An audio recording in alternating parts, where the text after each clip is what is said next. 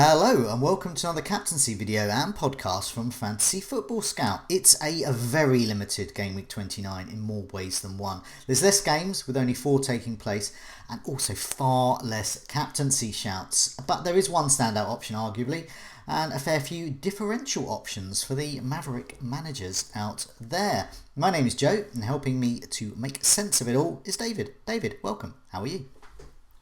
Yeah, very good. Thanks. As you said, a little bit uninspired though with this captaincy conversation this week, especially off the back of basically everybody we talked about last week. Pretty much everybody blanked, didn't they? Yeah. I suppose. So I captained. In the end, I actually went for Fernandez. Just I was kind of like the idea of looking at the fact that he tends to take up a slightly more advanced role when some of the key names ahead of him aren't so involved or fit. Didn't pay off, but No. it sort of did against anyone who captained, say, Kane, because I got 3 points doubled up to 6 rather than 2 points doubled up to 4. So small margins and small victories. That's just this season in a nutshell. Yeah. So Yeah, I ended up captaining Salah. I was going to get rid of him, but I thought, well, I'll keep him because of Wolves' defence. I mean, they did indeed concede. But Salah, once again, he's just not living up to that price tag. And if I had got rid of him, I would have captained Fernandes, I think. And I probably would have got the likes of Aubameyang or Bale in, who would have got me even less points than Salah. So, we move on. Let's march on to game week 29. Well, let's have a look at these fixtures. We've got 4. We've got Fulham, Leeds, Brighton, Newcastle, West Ham, Arsenal, and Villa, Spurs. It's not massively inspiring. Nevertheless, there are potential gains for those with a free hit chip and also those who want to target some differentials. But we're going to talk about more on that in the Scoutcast, which takes place tonight, which is Tuesday at 8 o'clock. So do watch that, and you can watch that back during the week as well. But this is all about the captaincy. So, well, let's just start with the main one, really. I've just written in the notes, let's preempt the comments. We're all going to captain Harry Kane. Bye. But let's speak more about why we're so interested in Harry Kane. But is it that simple? Harry Kane or bust? I probably, yeah. I mean, just to give some additional context before we get into some of the details of the whys.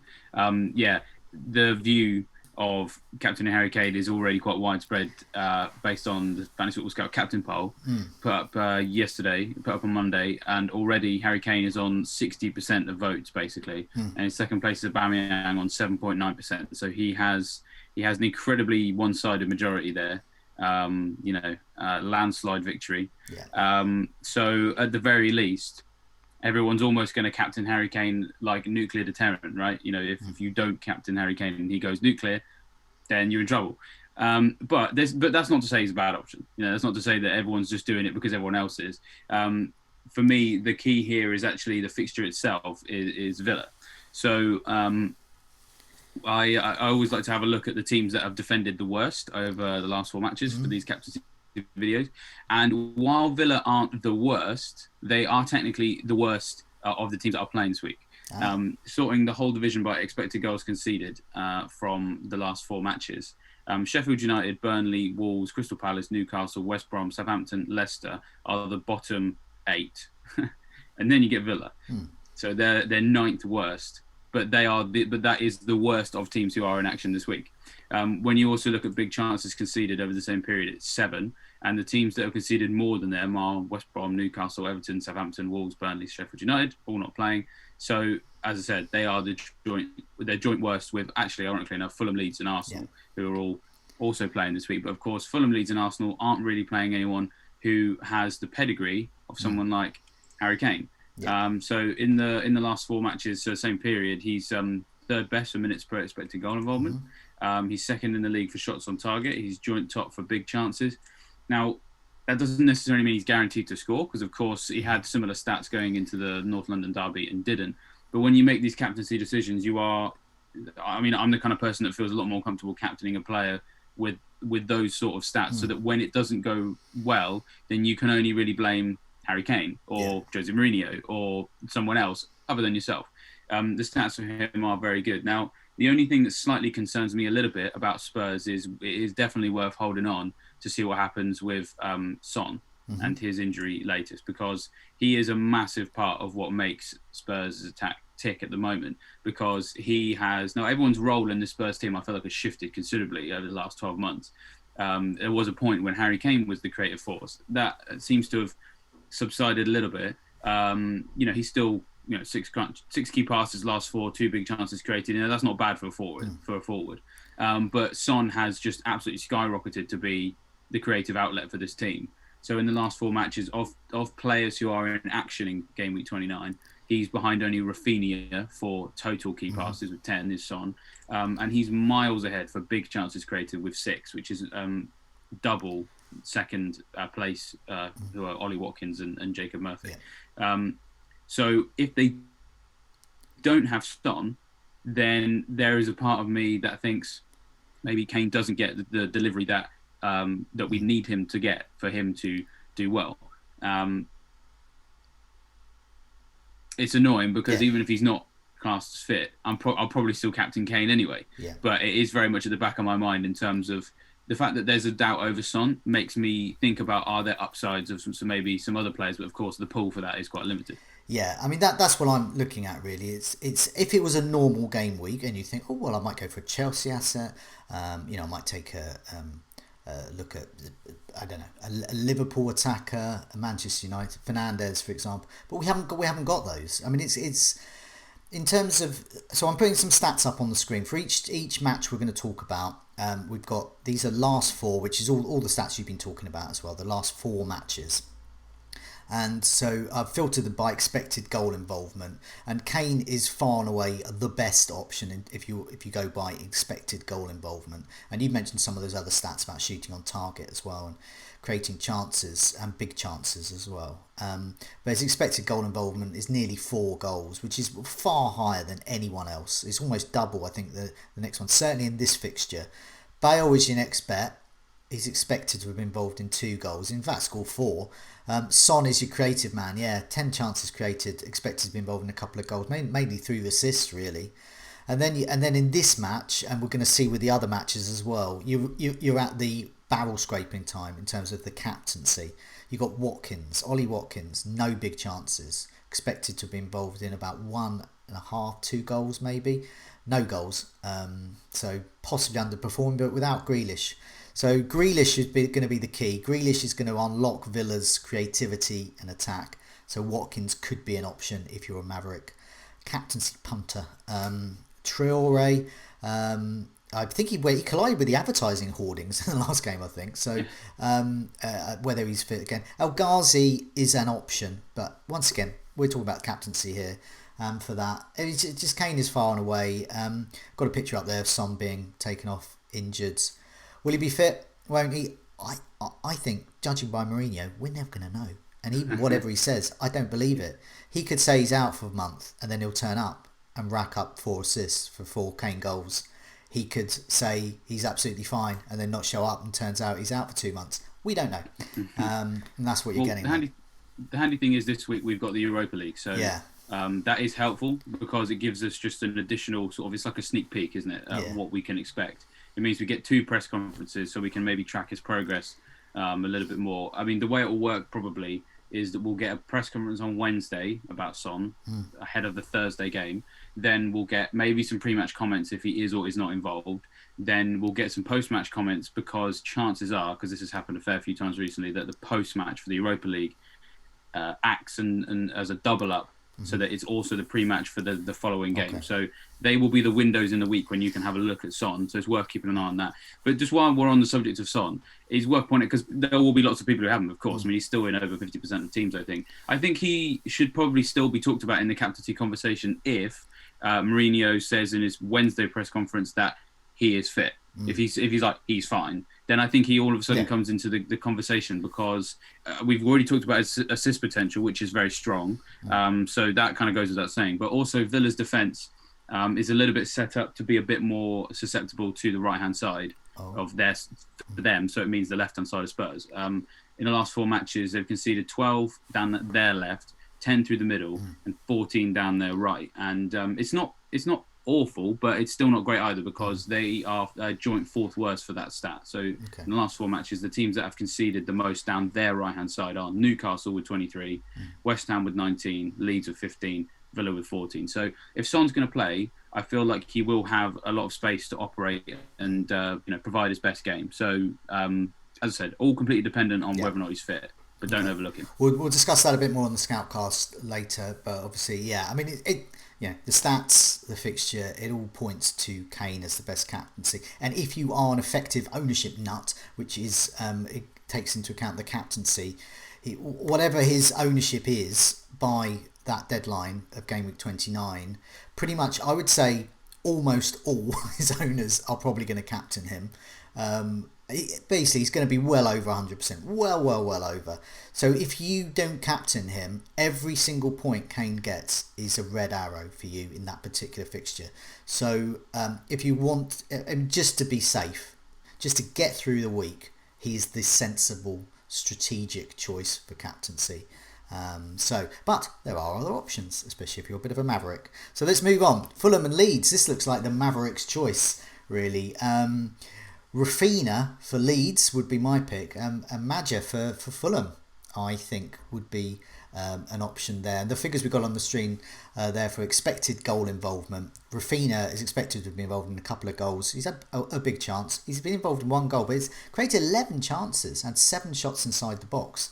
So, I mean, he is due by the underlying stats. And Maja at in attack, 2 big chances. Expected to be involved in a couple of goals. He hasn't actually scored, and he's had a couple of chances created there. But we've seen Leeds' defence. They did work well against Chelsea, but can they travel and do that in London, which they haven't done so far? So what do you reckon? The Mavericks' choice of fixture for the captaincy?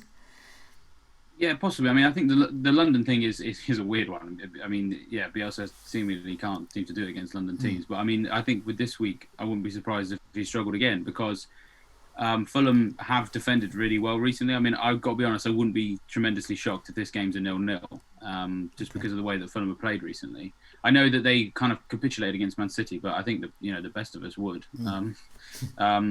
In the last 4 matches, Fulham's XGC is 4.81, which is, I think, 9th highest or 9th best, I should say, in the league. But prior to facing Man City, they were in the top 5. And it's not exactly unheard of for teams to have decent expected goal conceded stats, then face Man City, and all of a sudden they get skewed in one direction. Without Bamford, we haven't really seen Leeds play without him as a centre forward too often this season. So if Leeds are going into this game without Bamford, then arguably I think that has to sort of make Rafinha less of a decent option than before, even though Bamford, I know, can miss a fair number of big chances. But I think generally speaking, Leeds as a team are very good at missing big chances. I mean, anyone who's owned Rafinha recently will know how annoying it has been to own him because he really should be posting massive, massive hauls every week. But what's kind of letting him down is everyone around him. We don't mind so much when our guy goes through and hits the side netting because he's done that once or twice. But it's when Rafinha is creating ridiculously high number of chances every game, and Liam Cooper I think he got 3 shots on target in one game, all of them saved by the goalkeeper or blocked by a defender or whatever. As I said, Bamford is guilty of missing these even if he plays. We could see him spurning some chances. So for me, I probably wouldn't look to a Leeds player personally, because for me, the best kind of maverick decisions are when you unearth some kind of statistical kind of little opportunity that perhaps other people haven't seen. And so then for me, I can't see that for Fulham, really, because they have defended so well, with the exception of the City game. But if anything, I think what happened in that game will make Scott Parker kind of even more determined to make sure they get back to their best for this game. So, yeah, for all I know, Leeds will go and score 3 goals now. But it's just in terms of predicting what feels like a decision that you should make for this game. It's just there isn't enough there for me to suggest that I could guarantee there's going to be a big haul in either direction, to be perfectly honest. Because even though Leeds' defence, you can't trust Fulham to score goals either. So 0-0 for me, I reckon, this one. Yeah, okay. Well, that's so not a rival for Kane, to put it mildly. Let's move on. West Ham against Arsenal. So, well, we've got some better teams in terms of attack and defence. Odegaard, Aubameyang, possibly for Arsenal. The Aubameyang deal is that he was reportedly late for training, and this is something he's got a habit of doing, and was disciplined by being moved to the bench for the North London derby. That matter apparently has been dealt with, and now he is free to go. So there's no reason to suggest, apart from normal rotation that you get with Arsenal, that Aubameyang won't start. The figures we got on here: expected goal involvement again. Antonio for West Ham, he's your man, expected to be involved in 3 goals, had 3 big chances, and Aubameyang is expected to be involved in 3 goals. As he's in fact scored 4. So those two, perhaps, dare I say, young Jesse Lingard could be an option for the Maverick captaincy punters out there. What do you think? Is this a bit better, a bit more of a rivalry for Kane for the captaincy? Yeah, I think so. Sorry, I'm going to stop us for a second. I'm really sorry. My computer that I'm using for my stats has just shut itself down. Do you mind if we pause? No, that's fine. Let me reload it and then I was waiting for you to get to a stopping point. That's then fine. It's easy because then I can just come straight back in to answer your question. That's fine. I've got it written down exactly to the second. So every now and then my desktop does this where it's just like, we need to shut your computer down. Yeah. And then it's great, thank you. But yeah, no, I like this feature actually. Yeah, we'll talk more on the Scoutcast about what we're going to do. But weirdly, Jesse Lingard and Cresswell are my top targets. I have no idea how that's happened.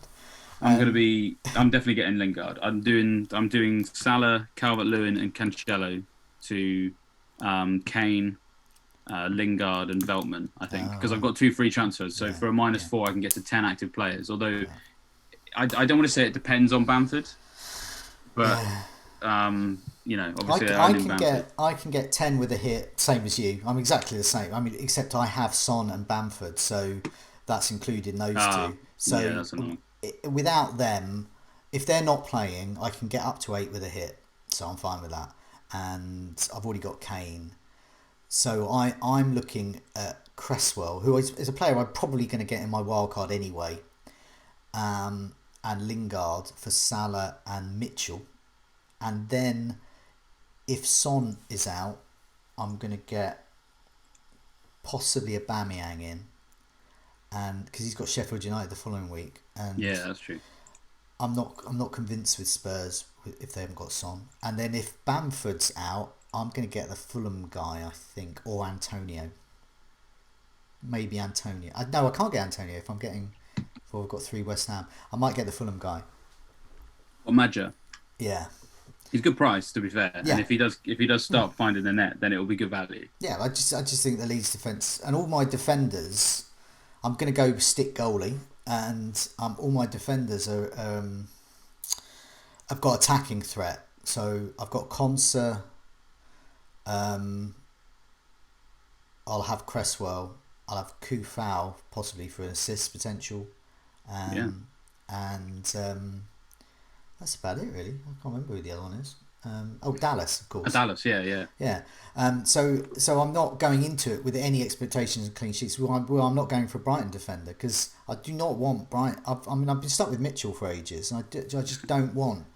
The following week is awful. Yeah, and Brighton, that makes sense. I mean, if you've not got the wild card, so I the reason I'm happy at getting Veltman is I could get rid of him if I want, or just I can I'm treating this game week as a dead end. Really, I think Pascal Gross is my tip. Yeah, well, Newcastle, I think they concede headers quite a lot, so his delivery, because he'll play anywhere. Because he was played at right wing back last week, so pretty much bar goal, Gross can play anywhere that he's asked of him, and take penalties as well, and he's on penalties. Yeah. But anyway, your computer. Yes, just going to say everything's back online. Yeah. Okay. So I'll start by answering the question about what do I think about this fixture. Yeah. Do you want me to ask it again or just? Yeah. Go on. Yeah, leave me in again just to help me here. Yeah. So what do you think about this fixture then? Yeah, no, I think this fixture is the one that, for me, has the most viable alternatives to a Spurs asset. Jesse Lingard actually is, I think, my favourite from who's available here. Dare I say it? As everyone knows, I love looking at the stats tables, and he's been performing really well on them, basically, ever since he arrived at West Ham. So if we look at the last 4 matches, the person in the Premier League with the most shots on target in that period of time is Jesse Lingard with 8. The quality of the chances that are coming his way are relatively decent as well. So he's had 3 big chances, which is joint second best for anyone playing in game week 29. He's had 9 shots in the box. Again, we're in similar territory there. Aubameyang's had 9 as well, and then the only players above him in their last 4 matches for shots in the box, Iheanacho, Ashley Barnes, and Callum Wilson, who 2 of those definitely aren't playing, and Callum Wilson probably isn't playing. So, of the people who are involved, he's one of the most persistent shooters. He's one of the most persistently getting bigger chances, and he's one of the most accurate as well, 61% shot accuracy, and that to me is quite exciting. And of course, he plays on the left-hand side of West Ham's attack. And while Arsenal's defence isn't dreadful, it is clear there is a slight skew to their right-hand side that is worse than their left-hand side. So I'm sort of pointing a finger here at Bellerin and Cedric, I suppose, as opposed to Tierney. Tierney is obviously, I think we all agree he's a better player than those 2 in terms of complete player defensively and going forward. So in the last 4 matches, Arsenal conceded 6 chances down their left. They've conceded 7 through the middle and 10 down their right. As I said, it's not awful. It's about mid-table, that stat of 10 down the right. But there's a clear leaning towards the fact that they are worse at defending their right-hand side. West Ham are clearly more effective on their left because of Lingard. So I think there's a nice little matchup there for Lingard. And the form that he's in, he has been quite... consistently delivering points. He looks good whenever he plays. Whenever he played for Man United against Arsenal, it was a team that he did well against. So I think if we're looking for what we were talking just now about a maverick pick, for me, the best maverick picks are highlighting some of those stats I just mentioned and then backing that rather than something else. So that to me looks exciting. But as I said, this match itself, I think, still lends itself to an additional captain, perhaps maybe with Aubameyang as well. Again, it's another really quite nice matchup. Now, it sort of depends on where he's going to be involved because he has played through the middle. But Lacazette obviously got his goal in the North London derby. So, I feel like there's still a possibility that maybe Lacazette could play through the middle, perhaps Aubameyang could play on the left. I'm not saying it's definitely going to happen, but it could. In the last 4 matches, Aubameyang, in terms of minutes per goal involvement, he's the best of anyone who's involved in game week 29. He's second only to Iheanacho, of course, isn't playing. So his minutes per expected goal involvement is actually better than Kane's now, 1 every 91.4 minutes. He's had 4 big chances in the last 4 matches as well. So that's the joint best of anyone playing in this particular game week. And then again, without wanting to sound like a broken record here, there is a nice matchup for West Ham's defence for him because in the last 4 matches, West Ham have conceded 19 chances down their right, which is Fowles flank. The only team to have conceded more over the same period is Newcastle. And I don't really think anyone is going to be going for a left-sided Brighton player.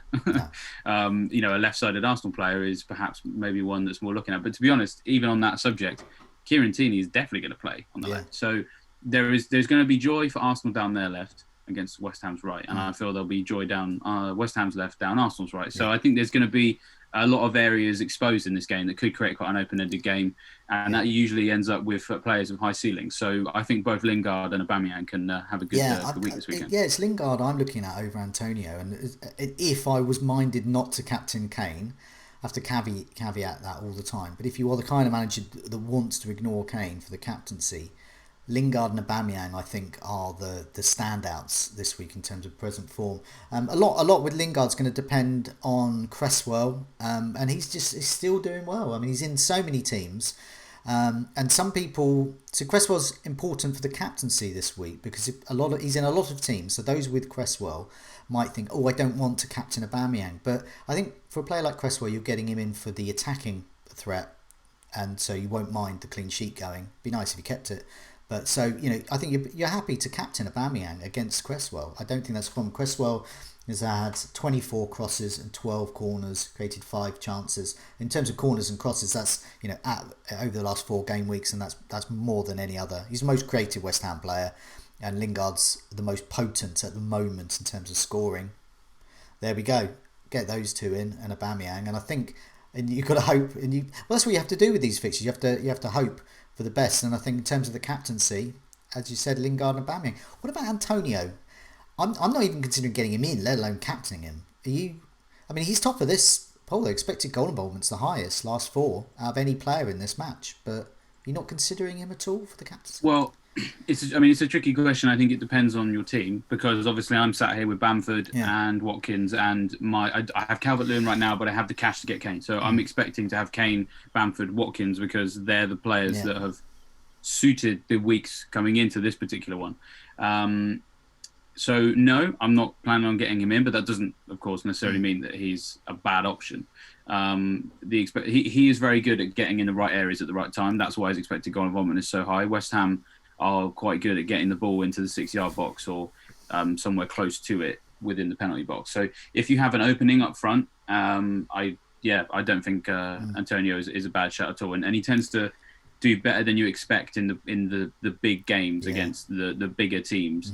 So I wouldn't be shocked if he gets something in this one. It's just I feel like a lot of people have a lot more space in their squad for Lingard than they do for Antonio, just because of who we all own. Like Salah doesn't play, Fernandes doesn't play, De Bruyne, Sterling. You know, there's a lot of openings in midfield, and there isn't in up front, unfortunately. Yes, indeed. Still Kane, but obviously there are some Maverick options there, particularly in that match. And then there's Brighton, my team. Brighton against Newcastle. I put this at the end. Okay, in terms of, they are, as we know, Brighton are the expected goal champions. Expected goal conceded, they're great.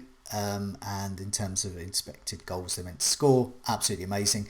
Reality doesn't happen. They fluff their chances, they always concede. So that's the way it is. In terms of the captaincy, you've got to be a proper maverick for this one. This is barrel scraping time. Expected goal involvement. If you expect goals in this, you're basically looking at Gross or Trossard. They're your options. And if you don't want to captain them, which most people won't, just ignore it. But yeah, before we wrap up, Brighton Newcastle, any captaincy options in this game? I think no, and I think I'm going to go. And this is real barrel scraping time, where I'm going to say I actually would rather, I think, captain a Brighton defender than an attacker. And I know I'm not going to do it because we all remember when we all went on the Shane Duffy memo. Yeah, that was well. I want to say beautiful in the same way that, I don't know, like an exploding neutron star is beautiful.